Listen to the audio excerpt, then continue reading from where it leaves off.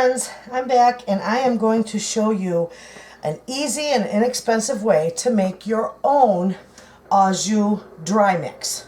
Now, I don't know if you've ever bought this in the store, but I'm guilty of it before, and I thought, you know what, I'm not paying that expensive price. I can figure out how to make this. So, here we go. This is what I figured. You're going to need, on this plate, I got 4 tablespoons of beef granules. I've got 4 tablespoons of cornstarch.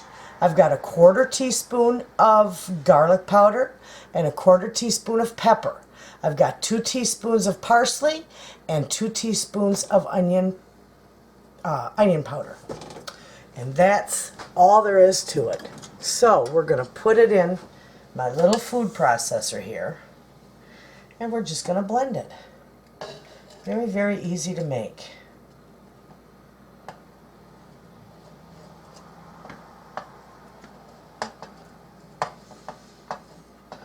Okay. I just don't want to spill it on my counter. I only did it this way because I'm showing you how I do it. Usually I just fling it in here and right out of the jars. So, okay, we got all that in there. Now, we wipe that off. Okay. So now, where's my lid?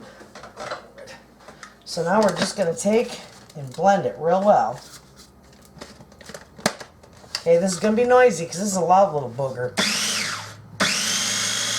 going to blend it up really good. Mix it up real good. And this stuff is nice, and you can use it on many, many, many dishes. Okay, so there we have it. And see that? How nice that turns out? Perfect. I just poured into one of my little dishes here.